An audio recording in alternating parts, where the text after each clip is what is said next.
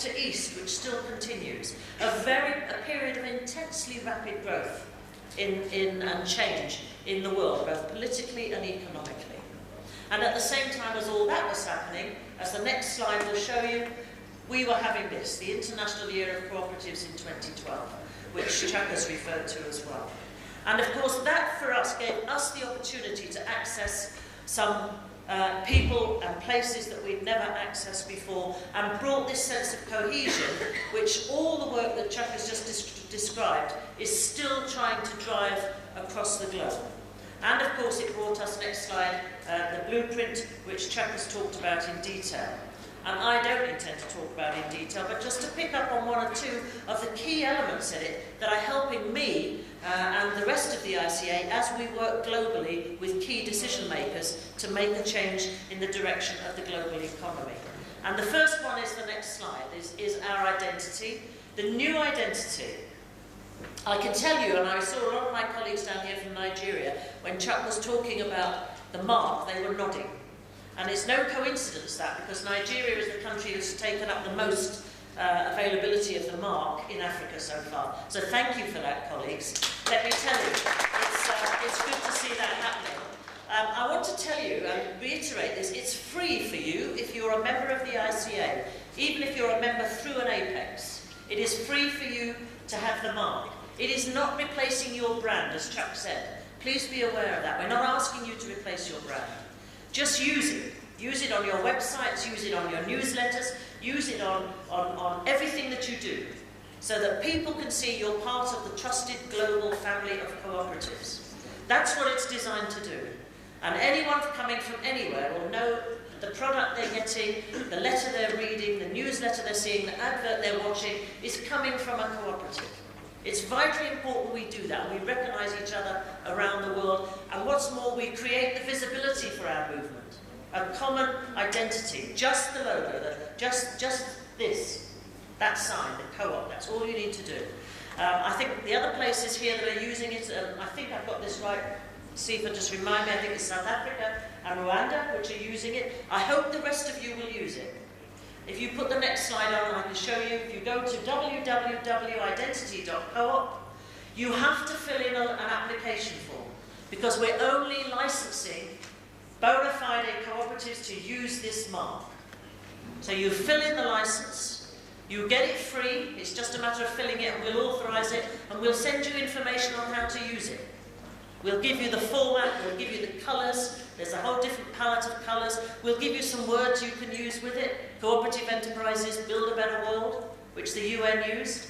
You know, who wouldn't use that? So things like that you can use with it, so please look.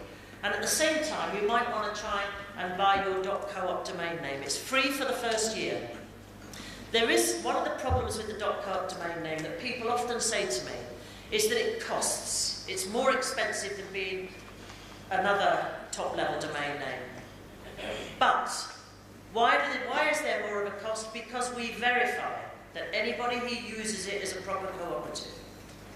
And why is that more important now? Because this year, the top-level domain governance body has authorised hundreds more top-level domain names. So to go with .com, .co, .coop, .biz, .org, there'll be hundreds more. How more important is it, therefore, that you identify yourself as a cooperative online? So we have our global identity now, .coop online and the co-op mark in every other way, in every way. And that's the way we will create our cohesion, create our visibility, and that's important to show decision makers, believe me.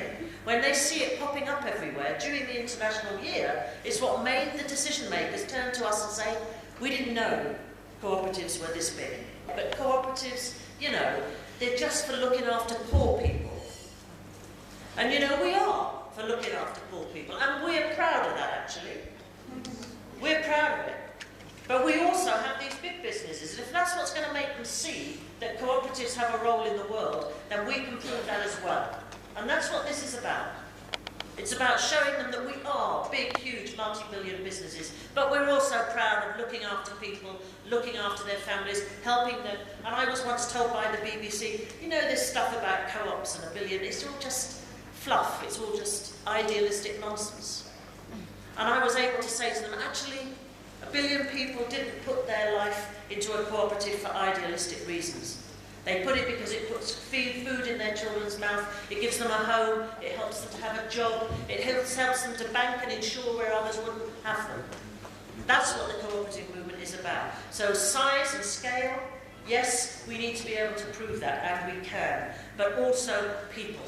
And the next slide, which Chuck also talked about, 250 million people having their employment within a cooperative somewhere in the world is a hugely important figure. And when you tell people that over the last 5 years of the financial collapse, when non-cooperative businesses were sacking people everywhere, cooperative insurance grew across the world from 23% of the world market to 28% of the world market.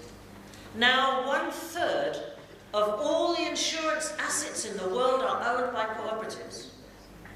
And in that time, we were able to create another 120,000 jobs worldwide through cooperatives. And when you tell global decision makers who are saying, oh my goodness, we've got all these people unemployed, that we are creating jobs, then they sit up and listen. And when I was able to tell them in the B20 meeting in July in Australia, that actually in Spain, where they have a massive unemployed young people, 53%, that in the first 3 months of this year, 10,000 jobs alone were created in Spain by worker co-ops, then they stop and listen. So that's what all this information that Chuck has been telling you about is for. It's to influence these people. It's to make them see, next slide please, that we can create jobs, that we do create jobs, that there's a different way to do it. And so that takes us on to the next slide, what this is all about. It's about influencing these bodies. We have had, the International Cooperative Alliance has had advisory status with the United Nations since the UN was set up. We're one of 8 NGOs that was given a seat, an advisory seat at the UN. We are now using that seat mercilessly for the sake of our movement, to influence UN policy. And we did it on the Rio+20, the climate change treaty that came out. Instead of having big events, as other people wanted us to, instead of having fringe events and lots of discussion, we spent our money, your money, we spent that money, not your money, not African money, but for the rest of the world, the money they give us, we spent it sending our policy officer to sit in that seat 1 week every month during the discussions. And as a result, when the treaty came out, in 3 places it recognises the role of cooperatives: in job creation, in sustainable agriculture, and in international development. And that enables you, when your governments are looking at climate change regimes, to hold up the treaty from the UN and say, the UN says there's a role for cooperatives in this. The UN said we should be helping to grow wind farms and solar panels, that this is a cooperative venture, not just for the private sector. So make sure you keep aware of those things and you can engage in them when and if they come up. And energy cooperatives are growing all over the world, huge growth in energy cooperatives right across the world. Scandinavia, Germany in particular, huge examples of success. Other countries too. So that's the sort of way we worked on the Rio+20. It's the way we're now working on the Sustainable Development Goals. Our policy officer is working now so that each of the sustainable goals that comes out, there will be, wherever we can insert it, the role for cooperatives in those goals.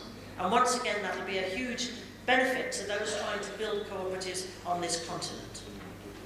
We have a long-term relationship with the International Labour Office. As you heard yesterday, they have a cooperative unit in the ILO. We work very closely with the very charismatic and energetic Turkish-American woman, Simel, who runs that unit. She's brilliant. And we will continue to work closely with the ILO and its Director General and Simel on the development of cooperatives. They're great at helping us to find training and technical assistance for cooperative development. Next slide, please. Here you see a picture of myself and Chuck Gould signing a partnership agreement with the Director General of the Food and Agricultural Organization. That agreement is to help try and feed Africa. That's exactly what it's about. We're now developing the potential funding to support that plan with him. We've also tried to work to bring some coherence to our development workers around the world. Not that we want them to all to join one organisation. Our cooperative development people from countries all around the world do fantastic work. What we want to do is to be able to demonstrate on a global scale that we have an international presence as co-op development. Because people like the FAO, they don't want to work in projects of $250,000 US. They want to work in millions.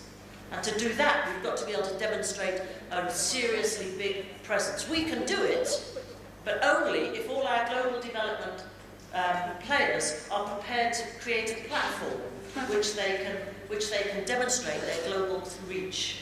And in Europe already, that is beginning to happen with the European partners working together, and we hope that's going to be a great benefit here in Africa. The next slide, please. New centres of influence. The European Union, where Cooperatives Europe is working very hard now. Lots of unemployment now in Europe. They're developing for the first time a roadmap for a cooperative economy in Europe.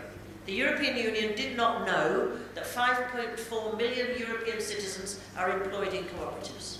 They didn't know.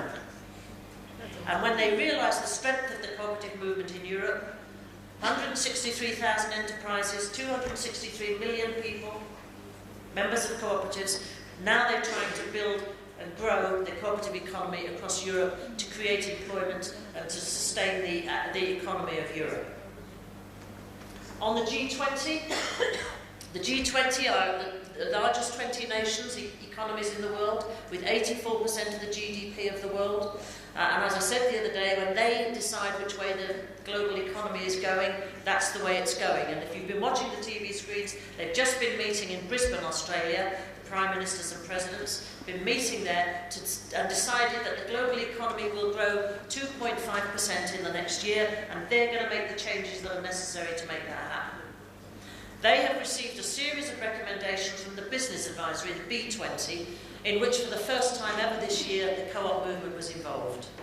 And we're going to grow our influence there because we now know how to operate within it after the first year when the Australians invited us to join. We now know how to use the structures to make sure that when we're talking about employment, we can do that next year. And as I mentioned to you yesterday at the start, the next slide, this is the last slide,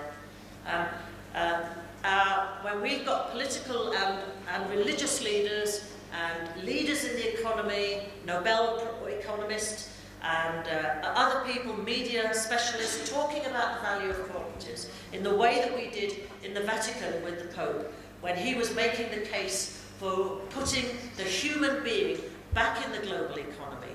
We know we're on the right track. We know that this is a moment for all of us to grow our movement.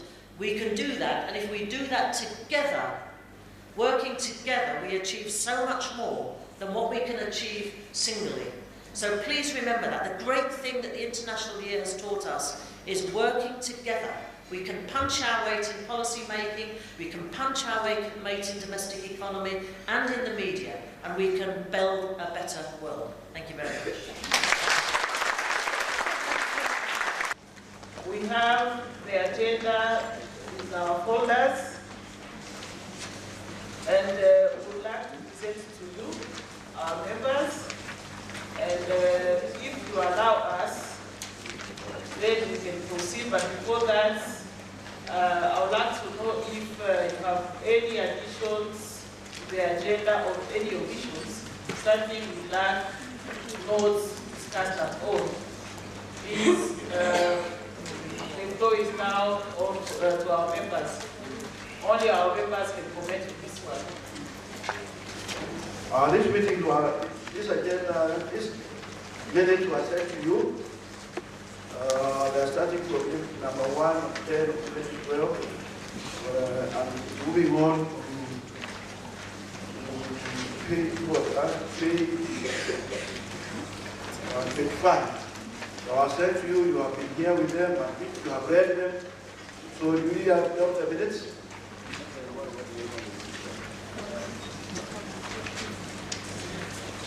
You adopt the minutes? Or you haven't read them? Oh yeah, Jafet is from TIC is proposing. Seconded by Tanzania. Thank you very much. Then we come to matters arising from those minutes. Do you have anything arising from those minutes which you want to raise today? No? So at this juncture then, I hope it's now 10, what? It's now 10 for 35. We'll break 14 and come back so that we will, if possible, we'll finish our regional assembly by 4 o'clock. So try to be timely so that we are back. So let's break 14 and we will come back. Mr. Vincent Mutemera, how we told yesterday? Mutemera, I got it back, isn't it? Please shake my hand if that's the correct pronunciation. Thank you. We appreciate your presentation. Was extremely. Hold on. Followed by a YMP from Busco, Georgia Toto. Linda is there. George is not here. Linda. Is Linda around? She's there.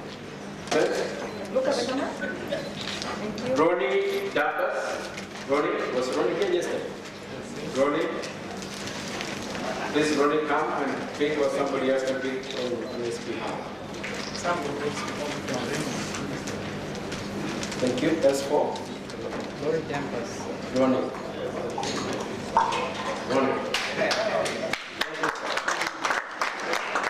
Great. My great brother. Yes. I would like you to repeat what you said yesterday. Mr. Kaplan. Say thank you.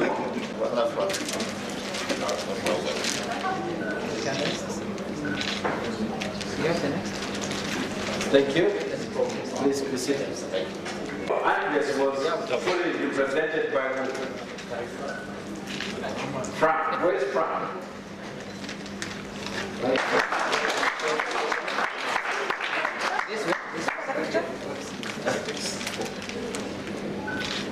Thank you. Mr. Stanley Kimera. Stanley from FAO. MP of CIC Group. Nelson Kuria. Nelson Kuria knows that scheduled work that we received something on his behalf. Thank you. Mohammed M. Malik. Mr. Mount. Thank you so much. Can we have Mr. Thank you, sir. Thank you very much, sir.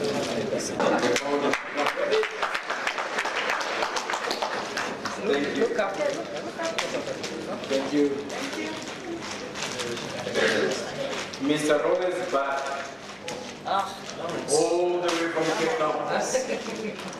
From Cape Town wine, but the customs don't allow me. He's a great man. We enjoy it.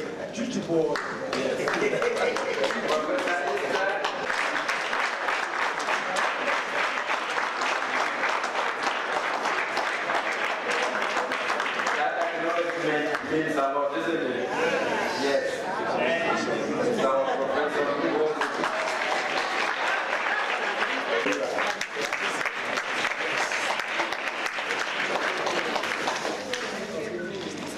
We very well know that Professor Hans was not able to be here with us, but he's a student.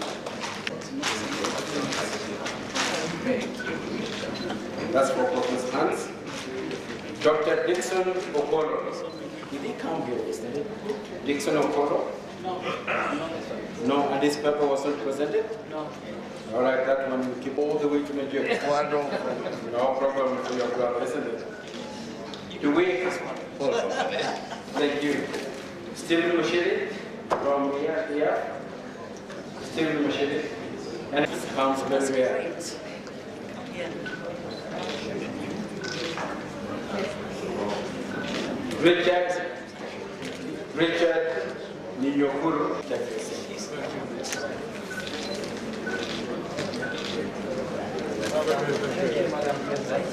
Thank you very much. Mr. Bishop, come forward and present, yes, Professor Esther, you will give our talking about precision to the president of IC Africa. The demand was high when we came forward.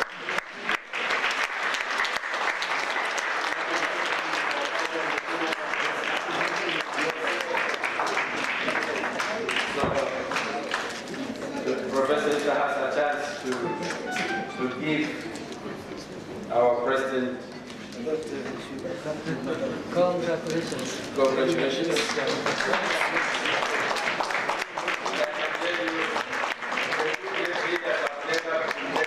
Together like this one, and yet they live in the same country. Thank you.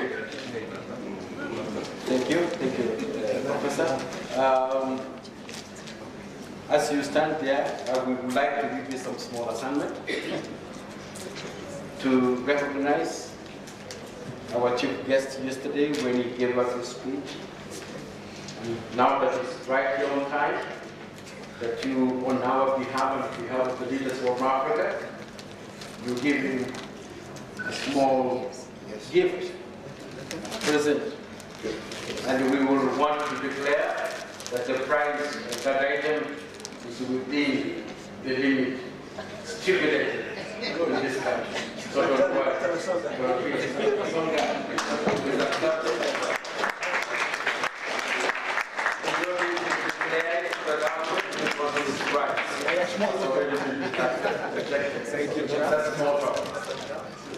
Look at the photos. Thank you. We need that photo to make sure it's a good photo.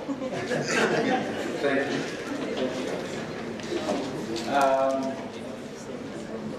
Now, before Dr. Soka sits complete contains and the minute, but you can choose to be silent. Just look. We want to recognize, and they give you a small token. We have recognized that you have a wind issue at the airport. We are going to give you a small elephant. We don't know how to. We are going to catch them. So it's our great pleasure. Please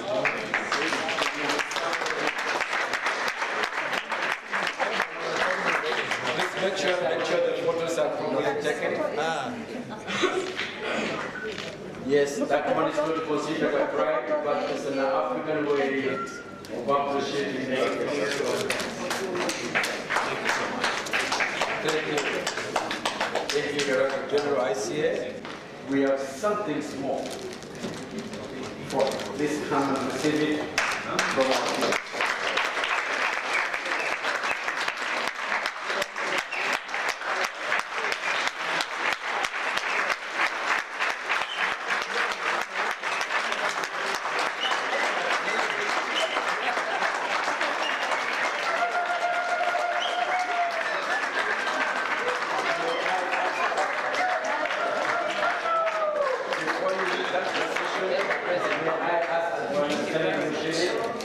please to come as our president.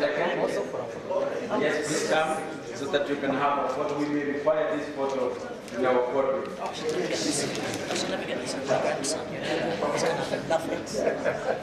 Yes, we require this photo in the photo I'm saying I won't get this with my of grandson. CAK. It's very rare you have this dignitaries in your lap, isn't it?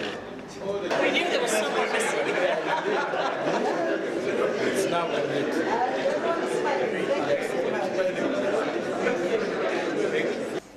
Our guest of honor, Dr. Musso Soga, PS Minister of our President, the Police, Director General, Charles Good, members of the International Cooperative Alliance Regional Board present, Regional Director, International Cooperative Alliance, Dr. Sifa, fellow cooperators, ladies and gentlemen. I am thrilled and honored to see the commitment of you all as witnessed by your contribution and physical presence until the end of the 2 days event marking the end of our 11th regional assembly.